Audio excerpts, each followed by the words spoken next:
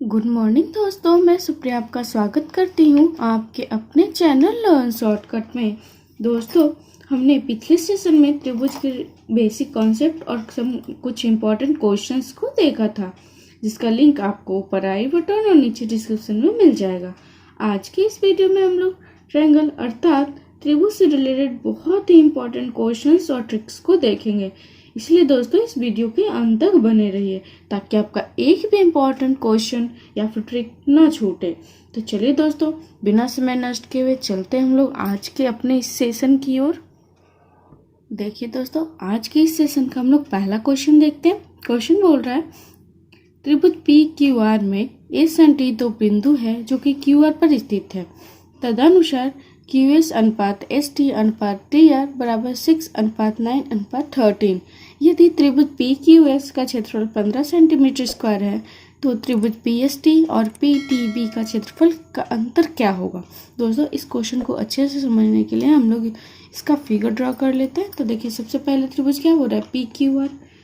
तो ये हो गया हमारा त्रिभुज पी क्यू आर, ठीक है, पी क्यू आर। अब देखिए बोल रहा है क्या, दो बिंदु है क्या, एस और टी, वो किस पर है, क्यू आर पर स्थित है। मतलब क्यू आर पर दो पॉइंट है, एस और टी। तदनुसार क्यू एस अनुपात अर्थात हमें इसका अनुपात, इसका अनुपात और इसका अनुपात दिया हुआ है। यदि त्रिभुज पी क्यू एस, यह जो त्रिभुज है पी क्यू एस, इसको भी मिला देते हैं। त्रिभुज पी क्यू एस का क्षेत्रफल जो है वो 15 सेंटीमीटर है। मतलब इस त्रिभुज का क्षेत्रफल हमें दिया हुआ है। तो हमें पी एस टी और पी टी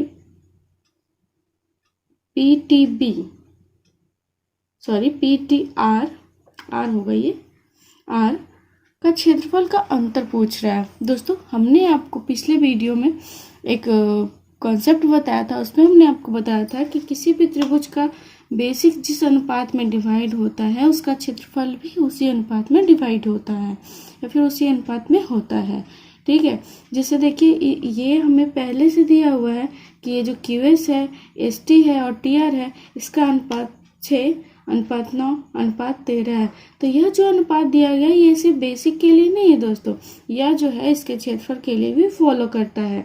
अर्थात हमें दिया गया जो कि पी क्यू एस का क्षेत्रफल हमें मालूम है, अर्थात अगर हम लोग 6 को यूनिट मान लेते हैं, सबको यूनिट के रूप में मान लेते हैं कि क्यू एस का अनुपात जो है 6 यूनिट है, एस टी का 9 यूनिट है और टी आर का 13 यूनिट है। तो उस कंडीशन में देखिए 6 यूनिट का मान हमें कितना दिया है, पी क्यू एस का क्षेत्रफल 15 सेंटीमीटर का 15 दिया है। अर्थात 1 यूनिट का मान कितना हो जाएगा, 1 यूनिट का मान हो जाएगा 15/6। लेकिन हमें क्या बोल रहा है, पी एस टी और पी टी आर का अंतर पूछ रहा है। तो देखिए 9 है ये और ये 13 है, तो इन दोनों में कितने का अंतर है, 4 अनुपात का अंतर है। तो हम लोग अलग अलग दोनों को निकाल कर घटाने की बजाय हम लोग डायरेक्ट 4 अनुपात का अंतर भी निकाल सकते, 4 यूनिट का अंतर भी निकाल सकते हैं। जब 1 यूनिट का मान इतना है तो 4 यूनिट का मान क्या होगा, 15/6 गुणे 4। इसको सॉल्व कर लीजिए, 3 दूनी 6, 3 पचे 15, 2 दूनी 4, अर्थात 10 सेंटीमीटर स्क्वायर। त्रिभुज पी एस टी और त्रिभुज पी टी आर के क्षेत्रफलों का अंतर कितना है, 10 सेंटीमीटर स्क्वायर। ये सॉल्व हो गया दोस्तों। तो चलिए अब हम लोग चलते हैं अगले क्वेश्चन की तरफ। दोस्तों, हम लोग समकोण त्रिभुज के क्वेश्चंस को देखने से पहले इससे रिलेटेड कुछ पॉइंट्स हैं, कुछ तथ्य हैं, उसे हम लोग देख लेते हैं। सबसे पहली बात कि समकोण त्रिभुज मतलब वैसा त्रिभुज जिसका एक कोण जो है वो 90 डिग्री का हो, उसे त्रिभुज को हम लोग क्या कहेंगे, समकोण त्रिभुज। मान लीजिए ये एक त्रिभुज है ABC और इसका कोण B जो है वो 90 डिग्री है, तो यह त्रिभुज जो है वो समकोण त्रिभुज होगा, ठीक है। ये पहला हो गया। दूसरा बोल रहा है कि ये चीज़ की ऊंचाई है, यदि ये x हो और इसका जो आधार है ये y हो, तो और हमें इसका विकर्ण निकालने को बोला जाए, AC की मान निकालने को बोला जाए, तो AC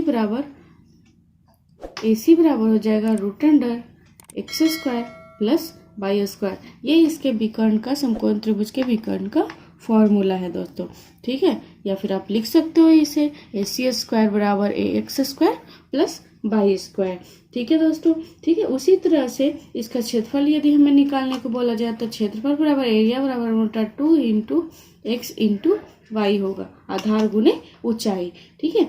इससे देखिए दोस्तों, मान लेते हैं अब हम लोग इसे कुछ एग्जाम्पल से समझते हैं। देखिए, यदि हमें आधार का मान 3 दिया है और ये 4 दिया है लंब का मान, और हमसे पूछ रहा है AC का मान, तो AC बराबर क्या जानते हैं हम लोग, √x² प्लस y²। x² अर्थात 4 का स्क्वायर अर्थात 16 और 3 का स्क्वायर अर्थात 9 अर्थात 25 रूट में अर्थात निकलेगा क्या 5। मतलब कहने का तात्पर्य हम ये बताना चाह रहे हैं दोस्तों कि यदि त्रिभुज का समकोण त्रिभुज का मान, दो भुजाओं का मान 3 और 4 है और यह समकोण त्रिभुज है, तो इसके अगले भुजा का मान क्या होगा 5 होगा। इसी तरह से दोस्तों कुछ ऐसे अंक है जो कि हमेशा ये त्रिभुज समकोण त्रिभुज को फॉलो करता है। कुछ पॉइंट आप इसे याद रखिएगा, जैसे 3 भुजाओं का 3, 4, 5 जब भी होगा तब ये समकोण त्रिभुज होगा। उसी तरह से 5, 12, 13 भी समकोण त्रिभुज का होगा। उसी तरह से 8, 15 और 17 भी समकोण त्रिभुज का होगा। उसी तरह से 7, 24 और 25 भी समकोण त्रिभुज होगा। उसी तरह से आप देखें तो 9, 40 और 41 भी समकोण त्रिभुज होगा। उसी तरह से 16, 60 और 61 भी देखें तो ये समकोण त्रिभुज होगा। 20, 21 और 29 भी है, वो समकोण त्रिभुज होगा। 16, 63, 65 समकोण त्रिभुज होगा। 28, 45, 53 समकोण त्रिभुज होगा। उसी तरह से 12, 35 और 37 समकोण त्रिभुज होगा।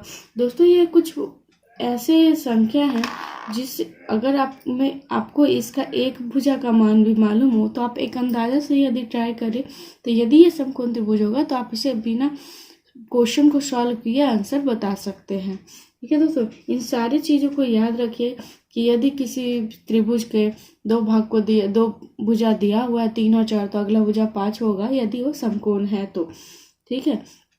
या फिर यदि आपको 16, 60 या 61 दिया है तब उस कंडीशन में, मतलब ये आपको याद रखना है दोस्तों। बेसिकली जैसे कि आपने वृत्त में याद रखा था कि यदि त्रिज्या जो है 7 है तो उसका क्षेत्रफल 154 होगा, ये याद रखा था आपने। उसी तरह से अगर 14 है तो क्या होगा, 21 है तो क्या होगा, 3.5 है तो क्या होगा, आपने इसे याद रखा था तो हमें बहुत सारे क्वेश्चन को सॉल्व करने में आसानी हुआ था।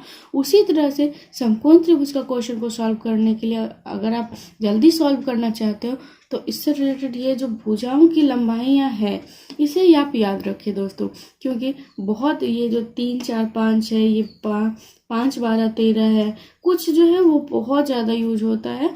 और वो जो है आप जब दो भुजा का मान जाने तो बिना उसे सॉल्व किए हुए आप उसको बना सकते हो, ठीक है, बिना समय नष्ट किए हुए। चलिए तो इससे रिलेटेड एक क्वेश्चंस देख लेते हैं। देखिए दोस्तों, क्वेश्चन क्या बोल रहा है, एक समकोण त्रिभुज का क्षेत्रफल 30 सेंटीमीटर स्क्वायर है, इसके विकर्ण की लंबाई 13 सेंटीमीटर है। त्रिभुज की सबसे लंबी भुजा या और सबसे छोटी भुजा में क्या अनुपात होगा, ये बोल रहा है। मान लीजिए यह एक समकोण त्रिभुज दिया गया है, ठीक है, P, Q और R, ठीक है। इसका विकर्ण का लंबाई दिया हुआ है 13 सेंटीमीटर और इसका क्षेत्रफल दिया हुआ है 30 सेंटीमीटर स्क्वायर, ठीक है।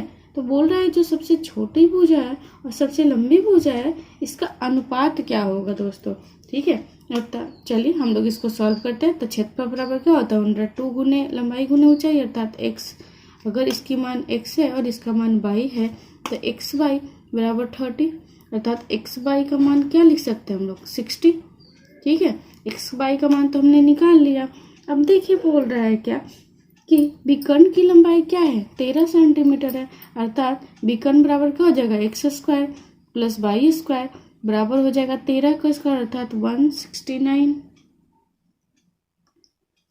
या फिर आप इसे लिख सकते हो, जब आप लोग इसको अलजेब्रा के सूत्र पर सॉल्व करेंगे तो हम लोग लिख सकते हैं, ठीक है। आपने दो चीज़ का मान निकाला है दोस्तों, xy का मान और x² प्लस y का मान, ठीक है। अब हम लोग को x प्लस y का मान निकालना होगा। तो x प्लस y का होल स्क्वायर बराबर होता है x² plus y² plus 2xy, ये आपको अलजेब्रा के सूत्र से मिलता है दोस्तों।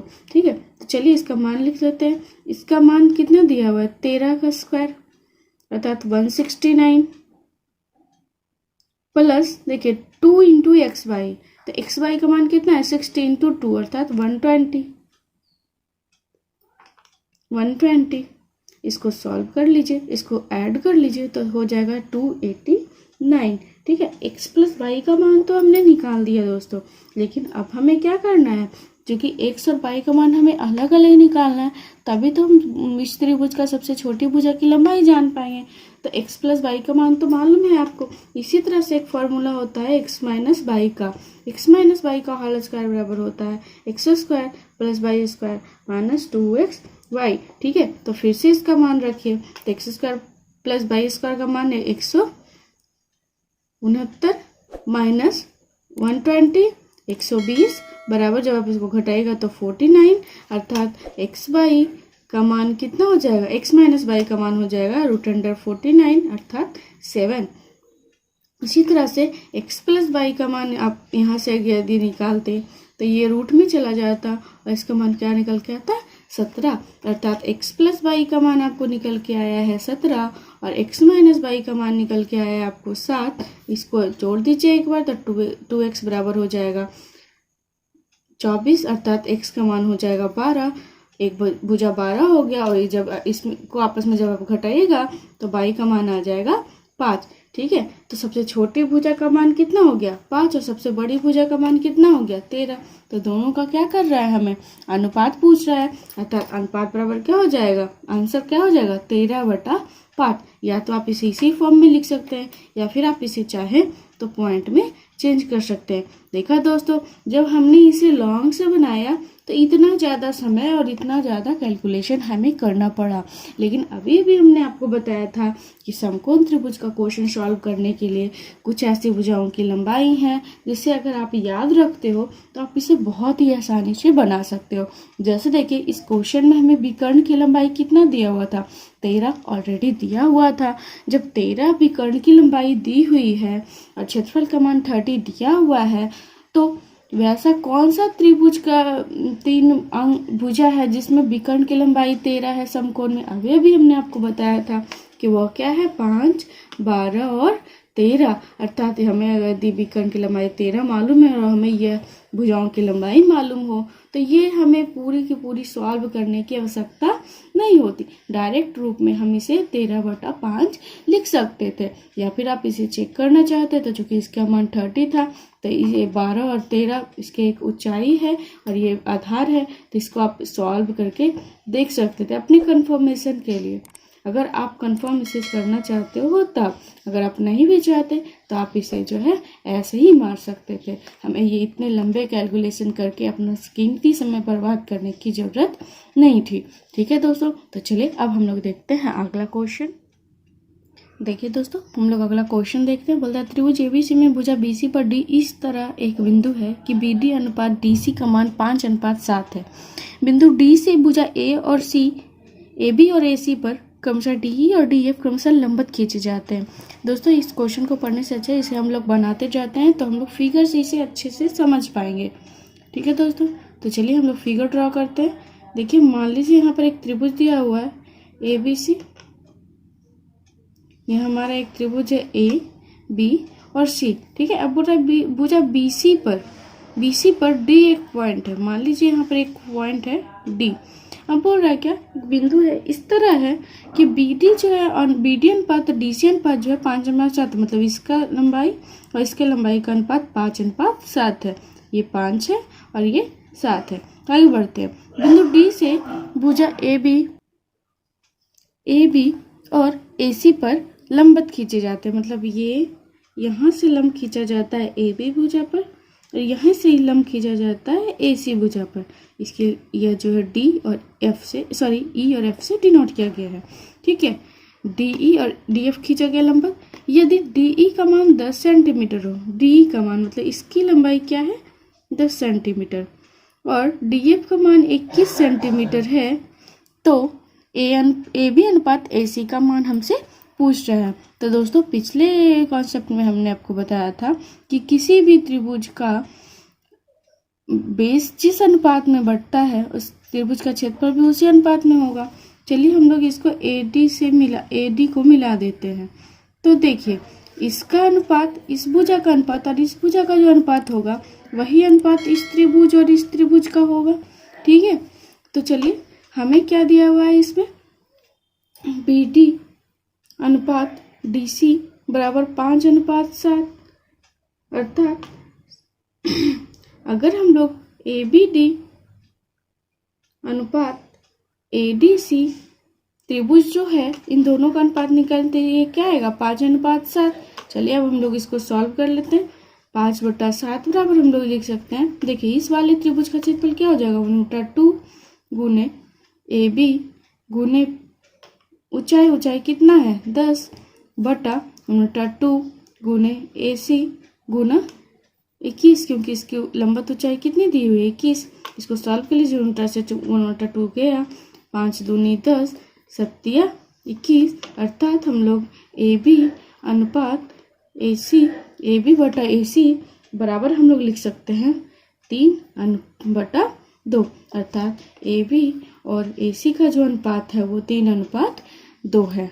ठीक है दोस्तों, ये कॉन्सेप्ट बहुत ही इम्पोर्टेंट है दोस्तों। किसी भी त्रिभुज का बेस जिस अनुपात में बढ़ रहा है उस त्रिभुज का क्षेत्रफल भी उसी अनुपात में बढ़ेगा। अभी आपने देखा, मैंने लगभग 2 क्वेश्चन सॉल्व किया इस कॉन्सेप्ट से। ये बहुत ही इम्पोर्टेंट है दोस्तों। ठीक है, ना सिर्फ इस क्वेश्चन के लिए, जब आप प्रीवियस ईयर का क्वेश्चन भी बनाएंगे तो आप इस कॉन्सेप्ट को यूज कर सकते हैं। ठीक है दोस्तों, तो चलिए अब हम लोग देखते हैं अगला क्वेश्चन। देखिए दोस्तों हम लोग क्वेश्चन देखते हैं। बोल रहा है त्रिभुज ABC में D AB पर एक बिंदु है और E CD पर एक बिंदु है। त्रिभुज ADE ACE AEC और BDE के क्षेत्रफल जो है वो 15, 36 और 9 दिया हुआ है। तो त्रिभुज BEC का क्षेत्रफल ज्ञात कर रहा है।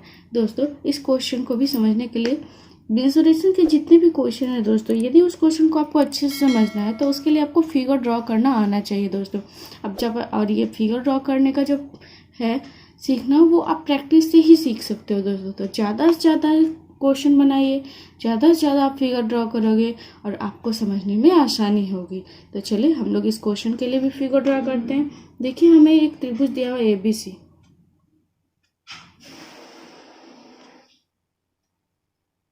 ABC एक त्रिभुज था।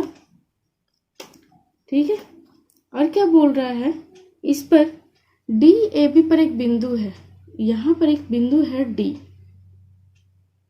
कहीं भी मान लीजिए एक बिंदु दिया हुआ है D, और ECD पर एक बिंदु है। आप देखिए CD बोल रहे हैं, अर्थात इस भुजा को हमें मिलाना होगा, तभी तो इस पर एक पॉइंट है E। बोल रहा है त्रिभुज ADE अर्थात ये वाला त्रिभुज AEC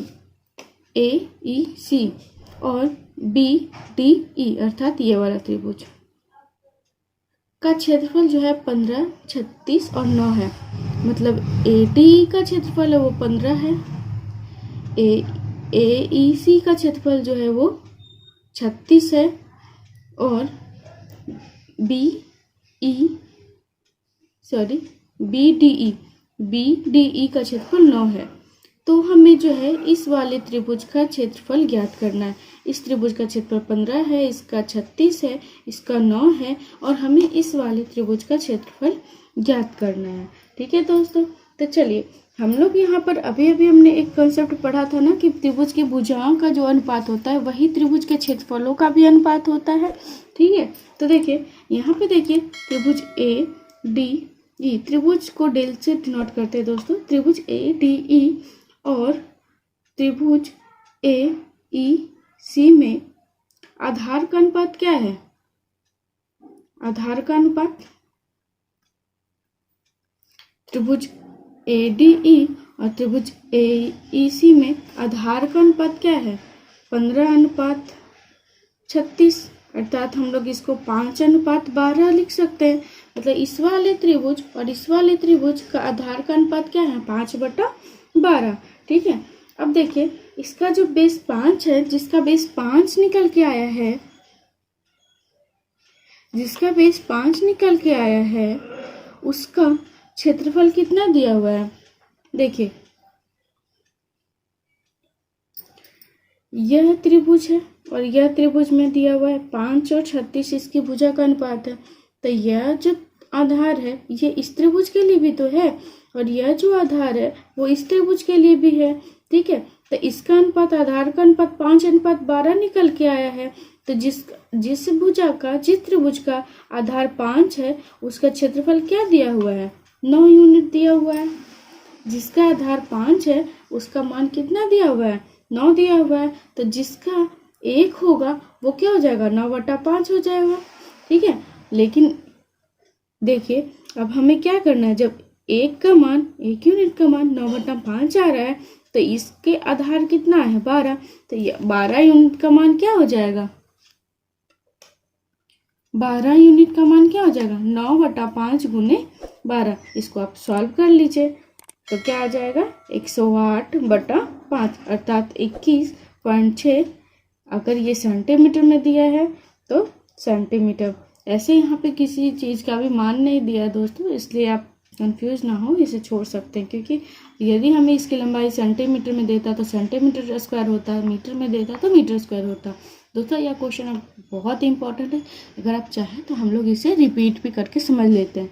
ठीक है दोस्तों, ये फिगर थोड़ा खिचपिच हो गया, फिर भी हम लोग इसमें समझ लेते हैं। एक त्रिभुज दिया होता है ABC, इस पर एक भुजा पर एक पॉइंट था D और उस पॉइंट से त्रिभुज के सामने वाली भुजा कोण को मिलाते थे तो एक लाइन बन रही थी जो था CD। ठीक है, इस पर एक पॉइंट था E, यहाँ से त्रिभुज को मिलाया गया था। इस तरह से इस त्रिभुज में टोटल 4 त्रिभुज और ड्रा हो रहे थे। उसमें से 3 त्रिभुज का मान हमें एरिया का दिया हुआ था और चौथे त्रिभुज का मान पूछ रहा था। तो हमने एक कॉन्सेप्ट जाना था कि त्रिभुज का बेस जिस अनुपात में बढ़ता है उसका क्षेत्रफल उसी अनुपात में बढ़ता है। तो इसका, क्योंकि ये त्रिभुज और इस त्रिभुज, दो त्रिभुज का जिसका भी मान दिया हुआ था उसका क्षेत्रफल के अनुपात से हम लोगों ने उसके भुजा का अनुपात ज्ञात कर लिया। तो यह अनुपात आ गया 5/12। ठीक है, अब जिसका बेस 5 था उसका एरिया 9 दिया हुआ था, जिसका बेस 5 था उसका एरिया 9 दिया हुआ था। तो यदि बेस 1 होगा तो एरिया क्या होगा? तो 9/5 हो जाएगा। उसी तरह से चूंकि ये 12 था, 5 का मान 9 है तो 12 का मान क्या होगा? ये तो बहुत ही आसान है दोस्तों।